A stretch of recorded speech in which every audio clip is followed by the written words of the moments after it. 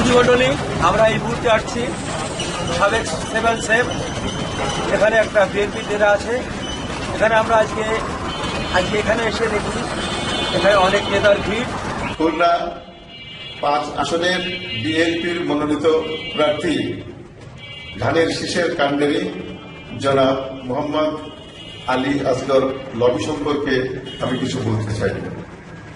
ফুলতলা ও ডুমুরিয়া নিয়ে গঠিত ফুলতলা 5 আসনের বিএনপির মনোনীত প্রার্থী এমপি পদপ্রার্থী গরিবের বন্ধু জনাব আলী আসগর লবি একজন বিরল গুণসম্পন্ন মানুষ, যার হৃদয়ে আছে মানুষের প্রতি গভীর মমতা আর চরিত্রে আছে সততা ও দায়বদ্ধতা।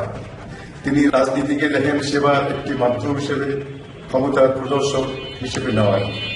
এলাকার সুখ দুঃখ হাসি কান্না সবকিছুতেই তিনি সব সময় সাধারণ মানুষের পাশে ছিলেন এবং আছেন।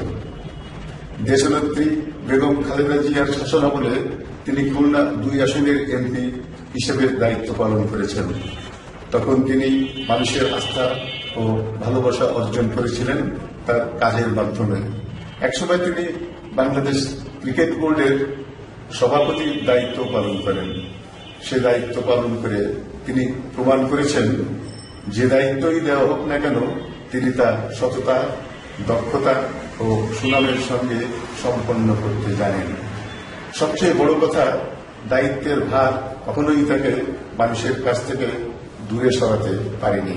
জনাব আলী আসগর লবি বিশ্বাস করেন জনপ্রতিনিধি মানেই জনগণের খাদেম। শিক্ষা, স্বাস্থ্য, যোগাযোগ, কর্মসংস্থান প্রতিটি ক্ষেত্রে এলাকার উন্নয়নই তার রাজনীতির মূল লক্ষ্য। তিনি এমন একজন নেতা যিনি কথা নয় কাজে বিশ্বাস করেন, প্রতিশ্রুতি নয় বাস্তব উন্নয়নে আস্থা রাখেন। আজ খুলনা 5 আসনের মানুষের একজন পরীক্ষিত, সৎ ও মানবিক নেতৃত্বের প্রয়োজন এমন একজন নেতা যিনি ক্ষমতায় গিয়ে মানুষের পাশে থাকবেন। আসুন আমরা সবাই দলমত নির্বিশেষে সেই উদ্দেশ্যে জনাব আলী আসগর লবিকে ভোট দিয়ে এলাকাবাসীর সেবা করার সুযোগ দেই এবং এমপি নির্বাচিত করে এলাকার মানুষের সেবা করার সুযোগ দেই।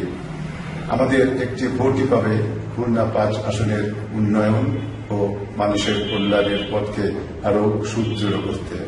খুদা হাফেজ। ধন্যবাদ। আমি খুলনা 3 আসনের বিএনপির মিডিয়া সেলের দৌলতপুর থানা প্রতিনিধি সাংবাদিক আমিন শাহ।